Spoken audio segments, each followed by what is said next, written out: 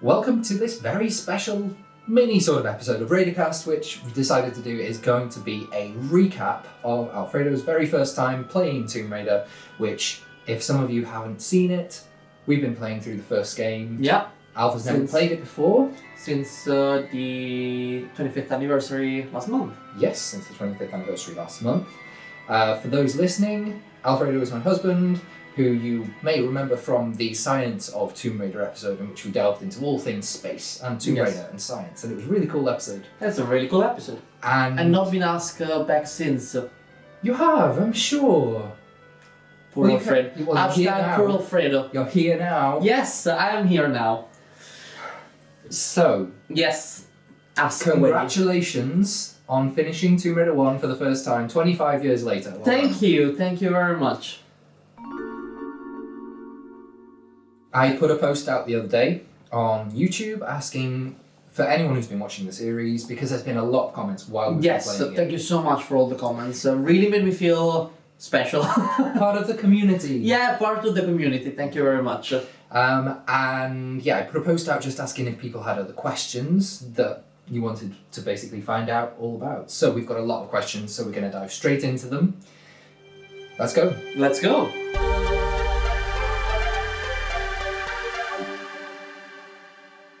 So, question number 1. Okay. Do you find the story interesting? Yeah, very much. I had sort of vague idea of the story, having listened and watched Raidercast for years now, and having to.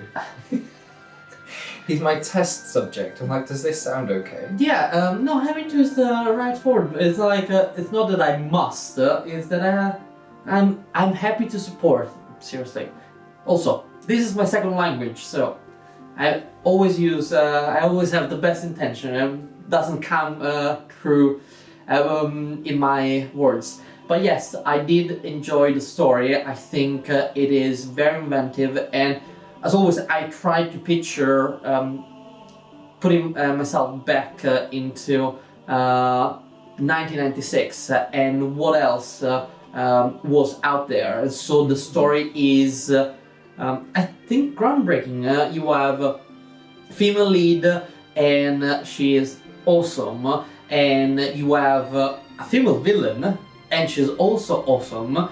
And did you notice the twist on the genre? Usually, you'll have these big action-adventure movies, and you will have the English villain and the American hero. Oh, yes. This time they were both female, like protagonists and antagonists, and the hero, for lack of a better word, was British, and the villain was American accented. Well, I think Lara is it's an anti-hero, and I haven't told him to say this. No, but it is important. Is the fact that it is. I think it would be very. It would be easier to classify using the sort of Dungeons and Dragons character alignment, and is the fact that where would Lara fit? I'm trying to. I said that, and I'm like, oh god, I did not prepare this at all. But is the fact that neutral good? I would say so. Like, she has definitely has a good sense of morals when it comes to the end of the world. But she also is a thief and a murderer of villains, but still a murderer. So it's I think it's important not to, she's not stalwart, and I think that's what makes her fun. Again, game at the same years have these heroes that are pure and fantastic, and she's just like, oh no, I'm here to steal stuff and have fun. I only play for sport. Yes. Next question kind of encompasses a little bit what we were just talking about, and it just asks, I just want to know what you think about the game. I think the game is brilliant. I could see why it was revolutionary. As I said, I did play just a few minutes on my friend computer, and Years ago. Years ago, and it was just. I still now think that it was a bit of the Lost Valley. It probably was. I just remember a bit of that, and it was just like.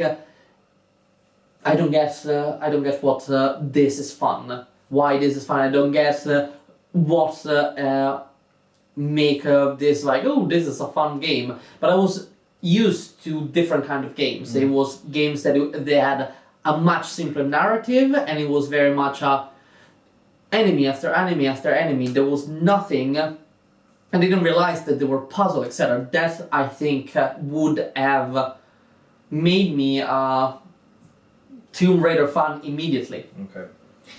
Next question. What is your favourite area in the game where you wish you could have spent more time at? Midas Palace. Nice. I think That's your favourite level? Yeah, I think that is... that encompasses what I would expect a lot of Tomb Raider to be, and is puzzle, and is being clever, and being challenged. And also there was a lot of trial and error. Yeah. And I think that is supreme Tomb Raider from what my limited experience. What was your biggest puzzle moment when you were playing? Ooh, good question. I think probably something in St. Francis Folly. Oh, by the way, found out, remember the Sword of Damocles? Yeah. If you just walk through it, it's fine. Wow. What now he tells me. I didn't know. People in the comments actually informed me. Thank you for all your support. You're useless.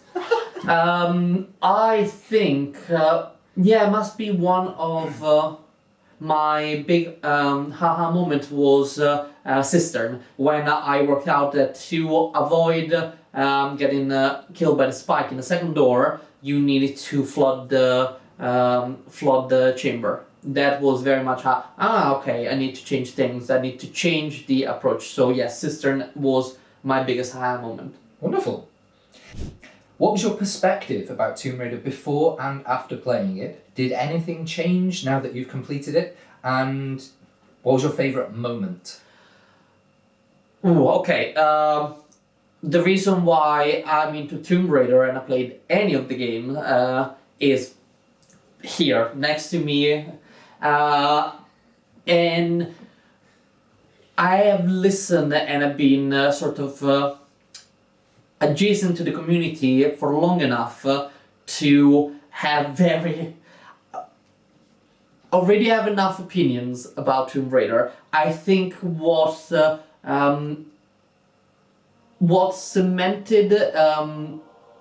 this game cemented in my head is both the strength of Tomb Raider, but also some of the limitation of Reboot, the Reboot trilogy. I actually feel less because playing this. Sorry.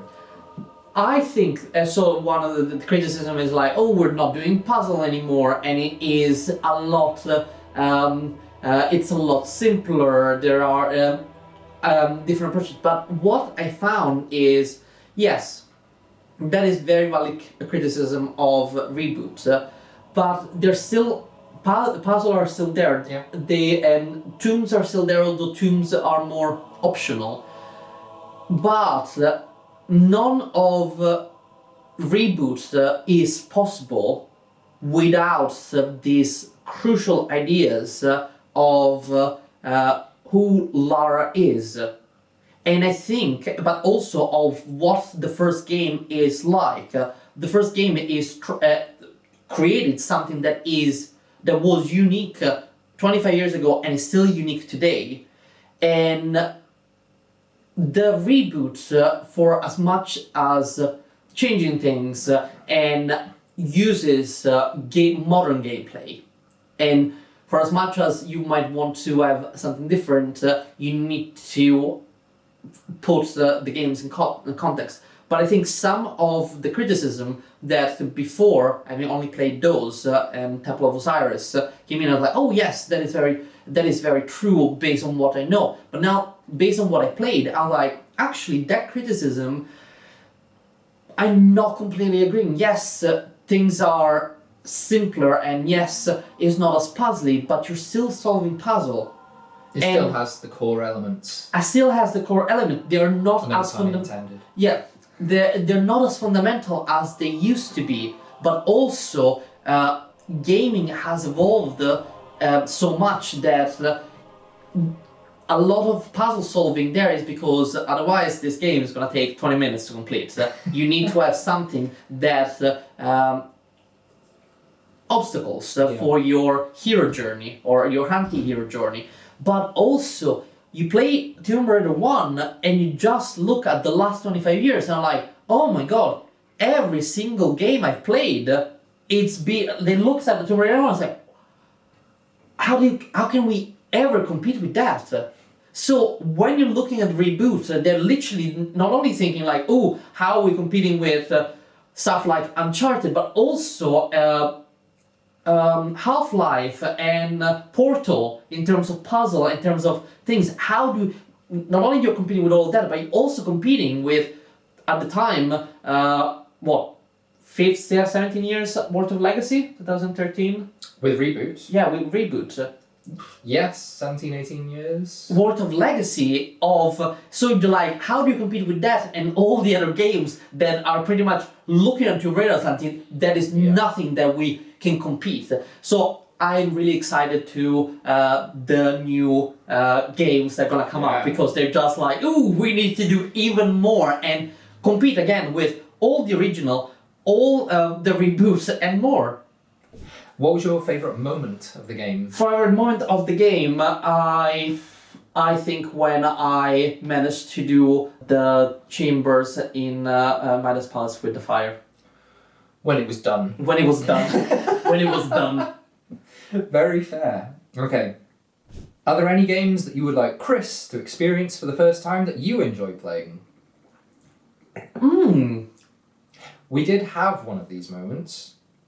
I believe Portal 2. I don't think I played Portal 2 before we got together, and then you showed me Portal 2 and we co-opted it. Yes. And that was great. Did you play Portal 2, not the co-op version? No. I think you should, because it just a lot of puzzles. Excellent. Excellent. That's what I'm here for. So yes, Portal 2. Okay. What are your thoughts about Lara in Tomb Raider 1 compared to Lara from the Reboot trilogy?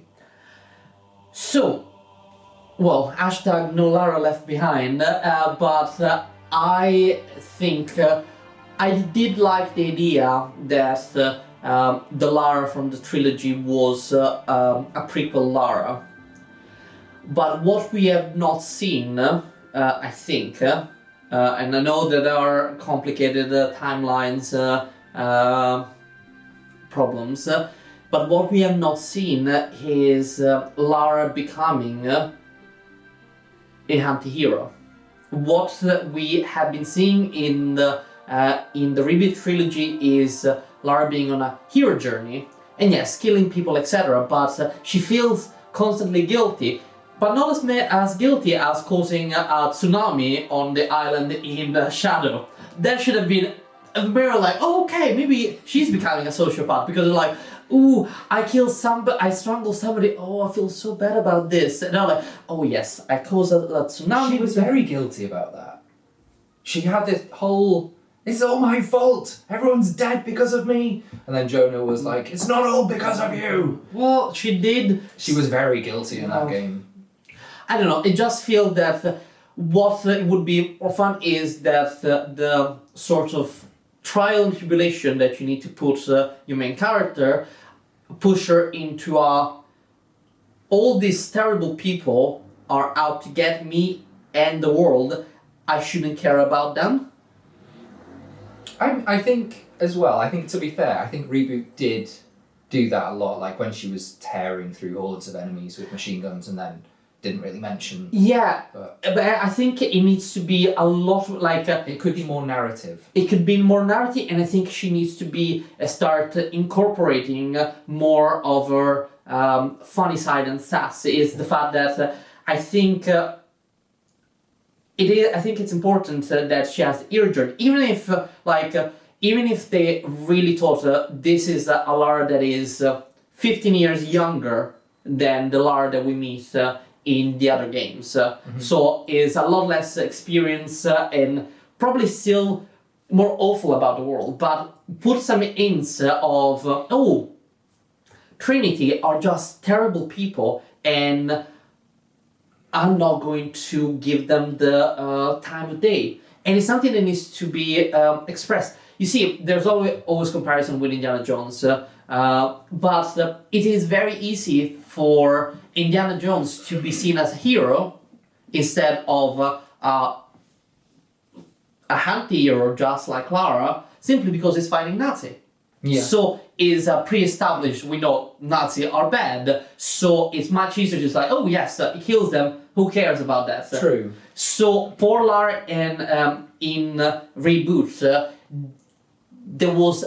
she needed to be more upfront that these people envision the destruction of the planet or enslavement, that she's just like, I actually don't have to feel guilty. I'm actually stopping them, and being creative at stopping them is actually something that I enjoy because I'm better than them. I love that. But this thing, even if she's not jaded yet about the world, she needs to have some hints of sociopath rather than there are moments that are great in which okay, yes, I'm now gonna kill everyone. You mess with the wrong woman, and they're great. But I think there were needed some more narrative moment to really type that. Okay, sorry, that was excellent. That was a very good answer, though. That was a very good answer. What was your least favourite area of the game, and how do you think it could have been made better? Okay, I was going to say Atlantis. No, Atlantis we just had a lot of problem and tiredness, controller, etc. I think is Natla's Mines. I felt that it slowed the pace. I said it in the video a lot. So you're coming out of Egypt. You have lost your weapons. I felt, and although the music works so well everywhere else, I felt that they needed to have some more creepy things. Creepy sounds, like, oh my god, something might jump out of any corner and I have nothing to protect myself. And I think also, I did like that you had to move from one area to the other and solve the puzzle, but there was nothing that was super creative. Okay. It was just looking for switches over a huge area, moving blocks, and that's it. I always found it a very complicated area. Probably just because it was like looking for switches and then trying to find the bloody doors that they opened.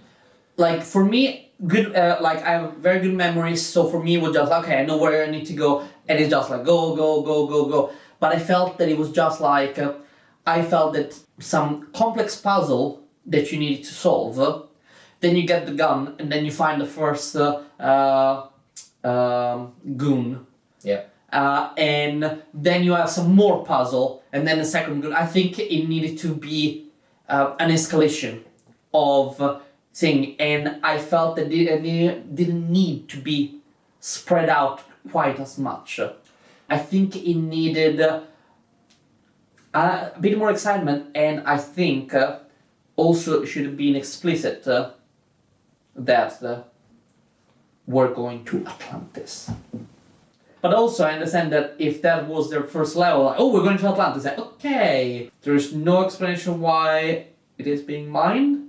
I'm assuming to get to the pyramid, but you could have built up, even just by narrative, even just the goons say, oh, getting to the island of Atlan, and like, oh, don't say that name, she doesn't like it when they say that name. Something like that is just like, it would have been a wink to the player. Okay. You may have just answered this with your last question. What was one thing that made you think this was completely unnecessary, and one thing that made you think this is a brilliant thing?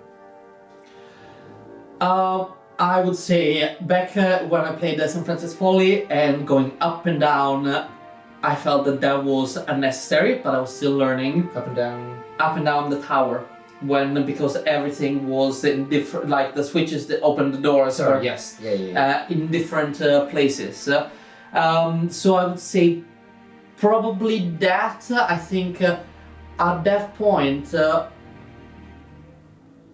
I would have made it a little bit easier on the player.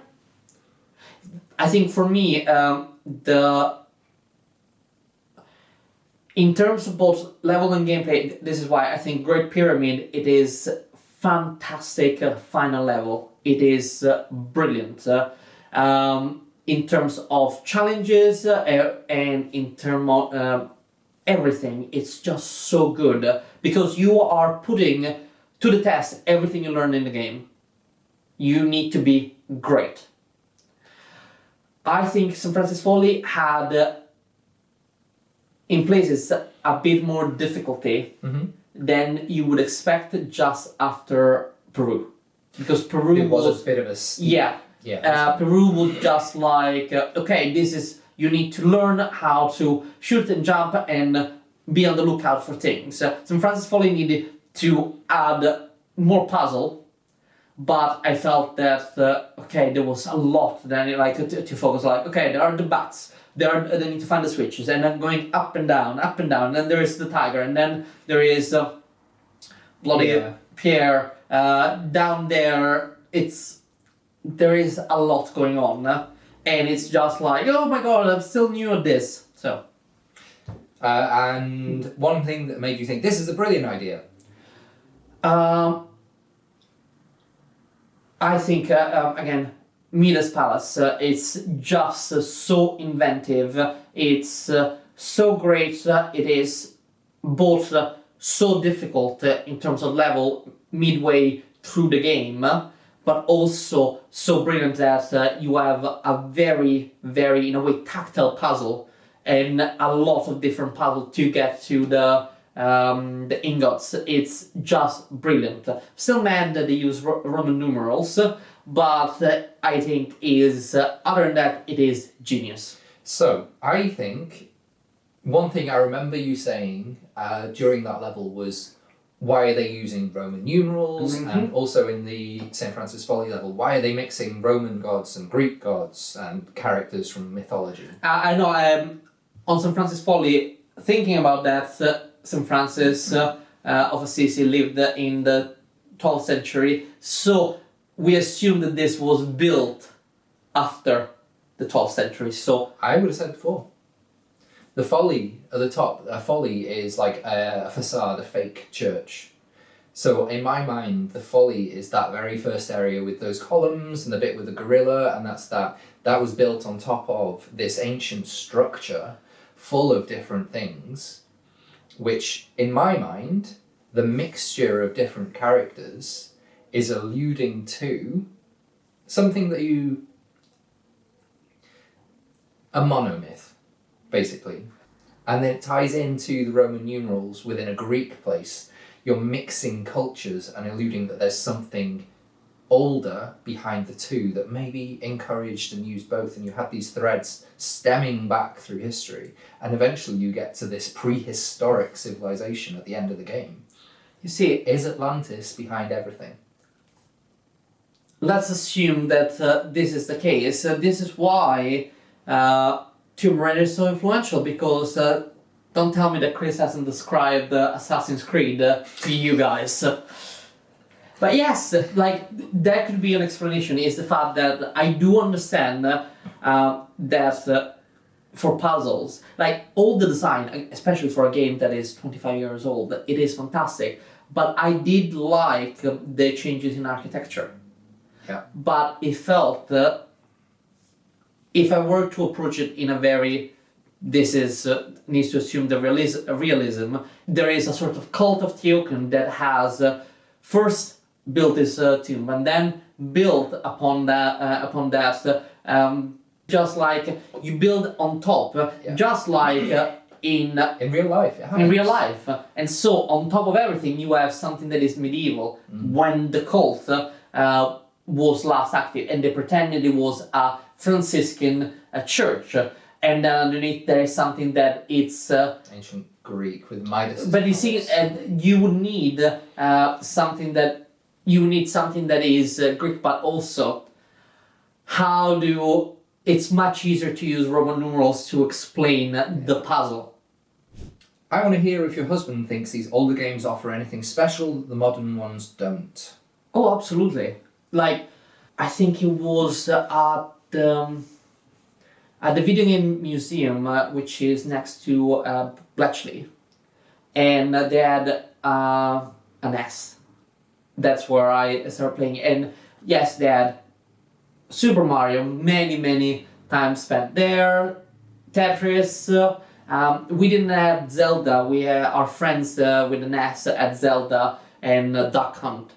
And so sometimes we switch, but I never really got into Zelda. Did you have the little... Yes! Oh! Which is very... You point at the light and you always win. Anyway, you learn the tricks. And something that we got was a game called Double Dragon, and it was a fighting game. And me and my sister, mostly because I think the game was in English, because there was, and we had to come up. We pretty much came up with funny names for all the enemies, and literally it was just like you had an environment, and you just had loads of enemies coming at you and try to kill you. And it was great, and I kept thinking that the moment I went to the Video Game Museum, they had it there, and literally just went there, and all the memory just came in. But last year I also played the original Final Fantasy VII, and it was great, and there is a reason why these games are iconic. And I think it would be so nice that, company that have game console realizes the importance to bring those games to modern console. Because video games are an incredible art form. And they should be preserved. Yeah. It's about preservation as much as it is about gameplay and enjoyment. But I think it's the fact that it's such tactile in a way that if they don't get played, people don't understand why they're so important. If you can tell somebody, oh look, try this level, like now on PlayStation 5 there is Tomb Raider 1, try just this level, just give it a go. Do the demo in the mansion, just try this level, tell me what you think. People might not like, oh I don't enjoy because I don't enjoy the old style, but I can't see why you find enjoyment. And it's the same reason why people watch old movies, not because they're like, ooh, people that just say, oh, all movies are masterpieces, everything's going crap now. That is complete bullshit. Don't beat me. It's the same idea that those things that we consider classic have impact today. And there's a reason why. And there is a reason why. And if you want to appreciate, like, you can literally just play, I don't know, Candy Crush or anything, and you are still a gamer. But if you want to understand why something is iconic or why a lot of games are doing something like in a certain way, and if you want to understand games, you need to understand the classics. And sometimes it's very difficult because it's not accessible. Yep. And it's terrible. Yep. So, yes. Remasters, ports. Remasters, ports, and just like, oh, you know what? We don't even have to up the graphics.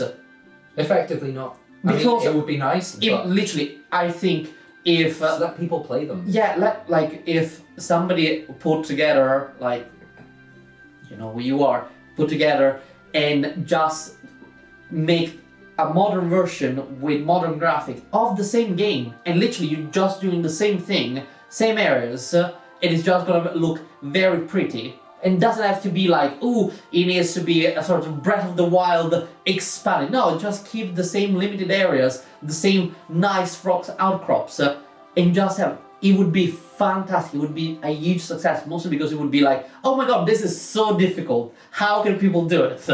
And yet people play Bloodborne and Dark Souls and stuff. It's a different kind of difficulty, but it's a challenge, and when people get their head around the gameplay and the controls, more power to them because I think it's super rewarding. That leads me on to a nice question of how do you feel about the old Tomb Raider tank controls?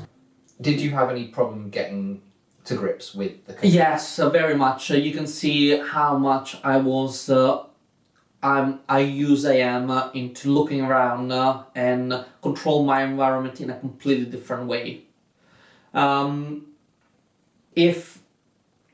think, okay, yes, we cannot just revamp the graphic. We need to have a more flexible Lara in the way she looks around and more creative way for her to jump. But I think you're absolutely right. I think more acrobatic things needs to happen because I do love her somersault back. She's just fantastic, isn't she? Someone's asking, I want to ask something of Chris, if I'm allowed to. Of course you are. How was it being on the sidelines with Alfredo, helping and directing him? Also, was it hard just... Helping? Directing? Have you been watching the same videos? Also, wasn't it hard to just watch while he was having fun? Yes, it was, because it really, really made me want to dive in and play. And there was probably a couple of times when I'm like, can I just show... No, okay. And I really wanted to, but I let him, for 99% of the time, just carry on with it, and it was fine. And I only offered help if you needed. I often let you do things incorrectly, like pushing blocks the wrong way, just so that you got a feel. Yeah, what it was like. Yeah. And I only offered help, A, when I remembered what to do, and B, if you were stuck. Which wasn't often. No, I am often very stuck, and I didn't often remember things. Yes. So, but it was a lot of fun. I very much enjoyed sitting with you and playing, and I was very, very proud. And it filled me with joy to see you enjoying things. It's something that I've enjoyed so much over the last quarter of a century. Oh God, why did I say it like that? I'm actually very glad that you made me play it because I now get it even more. Good. I do understand why you love this franchise. It is really great, but now I can see even more. I have a deeper appreciation for Tomb Raider. Yay! Good. Keep that energy. Awesome. Someone's saying, has he played Anniversary? No, he hasn't. He hasn't played... So I now played... what have you played so far? Tomb Raider 1, Temple of Osiris, Reboot, Rise, and Shadow. So 5 out of... 12, 13. Including spin-offs, I think there are 14? 14. Also, the first mobile game. Actually, both first and second mobile game. Really good. Oh yeah, you played Relic Run. Yeah, Relic Run and Lara Croft Go. Yeah. You really enjoyed Go, I remember. Yeah, again, Go puzzles. was fantastic. Yes. So, if you haven't played Lara Croft Go and play Lara Croft So, Go. 5 main and 2 spin-offs. Yeah. Unless, is Temple of Osiris main? No, that's a spin-off. Okay. So, 4 main and 3 spin-offs. Although, the Temple of Osiris and Guardian of Light, which is the other spin-off, they are both coming to Nintendo Switch. Ooh! So you'll be able to play that as well. Alright. More Tomb Raider in my future without me saying yes to it. I don't know if you feel comfortable answering this yet at the moment. Do you favour the classic games or the reboot? I only played one of the classic game. I do enjoy the reboot, and it is crescendo. Playing Reboot, you might have heard the story. I played next to Chris. Well, Chris was just, as you seen him, next to me, but just complaining constantly of how I was playing. And because... When you get to Shantytown, the camera and the gameplay style, I feel, lend itself more to a duck and cover, jump out, shoot, duck and cover, and then make your way around doing that. Okay, picture this. Wales, 2014. 3 months in our relationship, in which I heard a lot about how great the original Lara was, and how unimpressed he had been with Reboot. But it was like, but you need to play it anyway. It was only the reboot. There was only the first 2013 game. It was just the 2013. So it was just a lot about, it's not what I expected. So I had a lot about Lara just, they got her guns and just kills everyone. So I get to Shantytown. And I'm just like, he's like, now you need to be very sneaky. There are a few people, there are a lot of gas canisters. I tried a couple of times and then killed immediately. But I have a shotgun.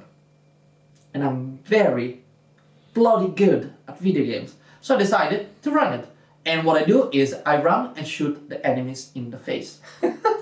I finished Shantytown in, I think, 3 minutes. Less, it was like 30 seconds. And then he looks at me and I got to the point with like the checkpoints. Yeah, the checkpoint, and he just like, and he looked at me and I'm like, that's not what you're supposed to do. And literally, I'm just like, I did it. I have done that bit of the game, and he was not happy. And literally, I think my comment there was like, well, this is how Lara would have done it.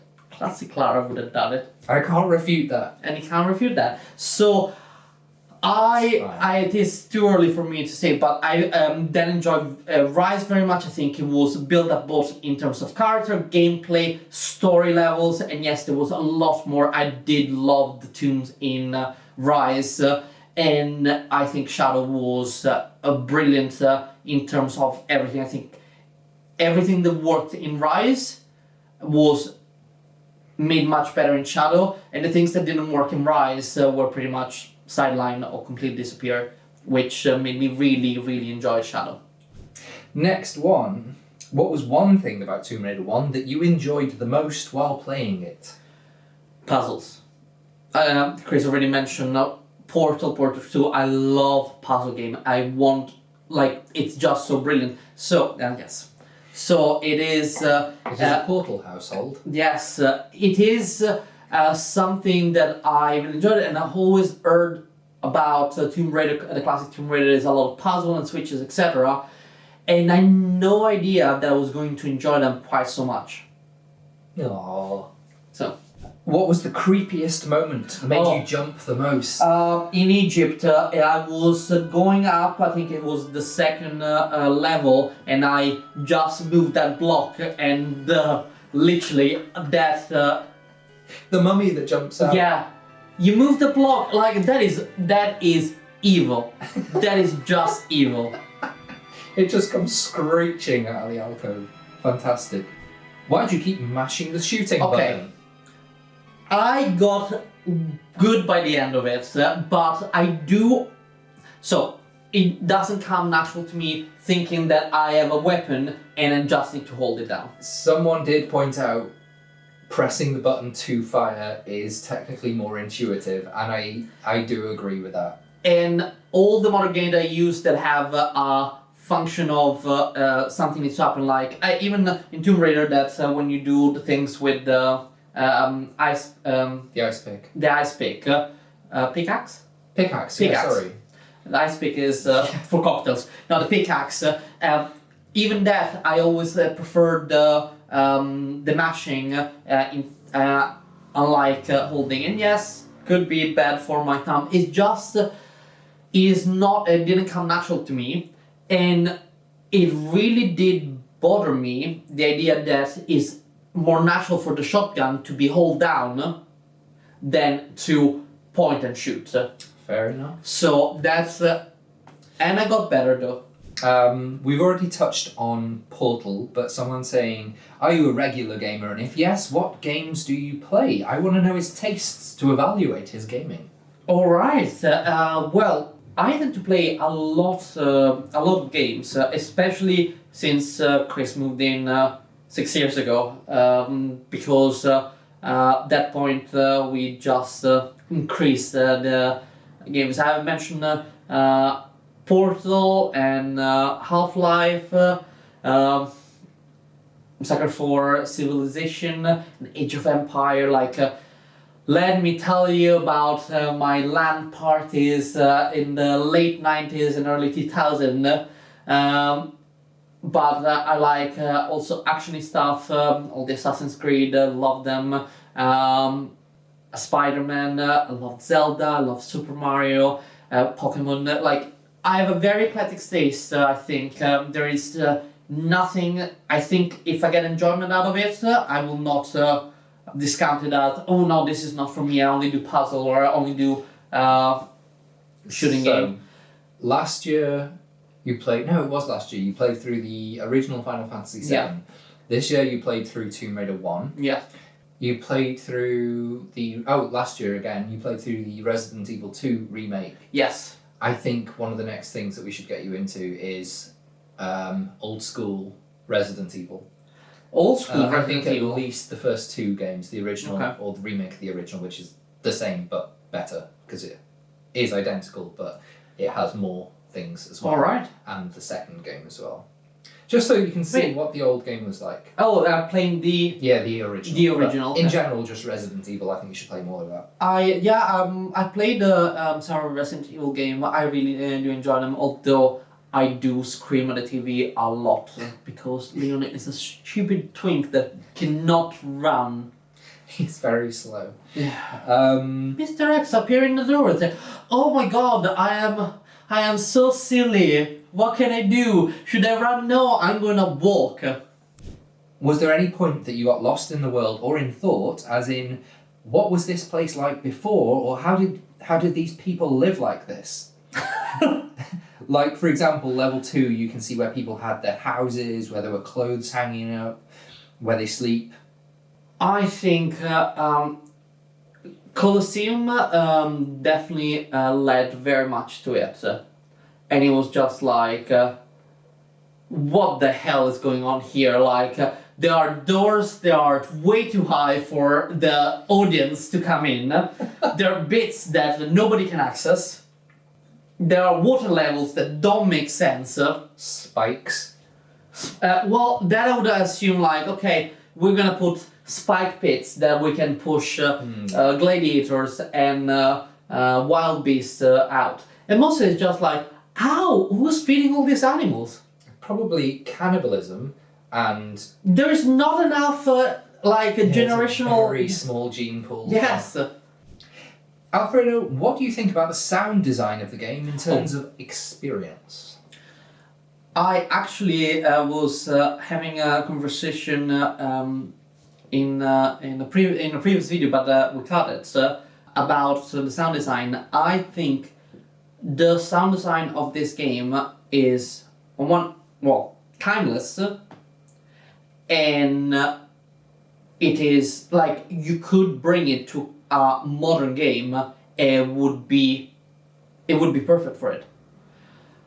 I think it is creepy when it needs to be creepy. It is giving you the right amount of adrenaline when you need the adrenaline, and it is so well done. I kept thinking this is the sound from a 25-year-old game, and it is fantastic. I only have two small pieces of criticism. One that I think is just a coding thing for being 25 years old is the fact that sometimes you have enemies, you kill the enemies, and the boss music continue to play. Yes.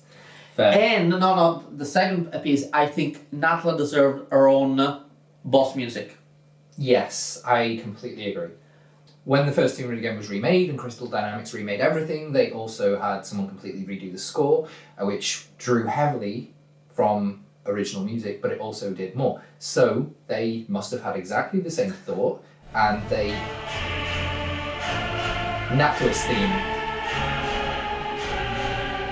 And I do love the fact that are not overwhelming. A lot of the time you just feel it's you as Lara against the elements. It's isolated. Yes. Yeah. And on Atlantis, the heartbeat, the constant heartbeat, great. It's good as well, because I think there's something that says that the constant sound of a heartbeat is almost nauseating, and I think that's great for the pulsy, fleshy... It gives the feeling of that you are in Whatever a that body, is effectively. alive. Yeah. And I love that. Next question. Mhm. Hi Alfredo. So was playing the game like you thought it would be? No, absolutely not. It was way better. Oh, that's cool. I thought that I was expecting the puzzle to be on some areas a lot simpler and in some areas very like complicated. Instead, most of the time the game really trains you to be better and better at it, which is very good. And I was expecting that for it to be very difficult, and there were bits in which I was frustrating and everything. I got my experience of like, oh my god, I cannot stand to see her jump in lava one more time. But I felt that it was also so rewarding, and I continue to say that the pyramid was brilliant gameplay. And final question. Final question. We got there. We got through everything. Yeah. Would you consider playing more classic Tomb Raider games or more Tomb Raider games? Well, it was really good fun. I need to say that the playing Tomb Raider 1 was really good fun. Just that it was quite some time. It's a lot of commitment. So I know there were loads of comments asking for more. It's Everyone's saying please play Tomb Raider 2. It's very nice to be wanted, but I need to wait and see. It's a lot of hours to commit to a game.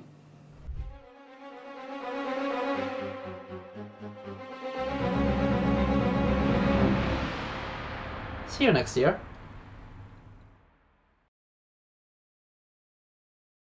Well, thank you very much. And yeah. Thank you.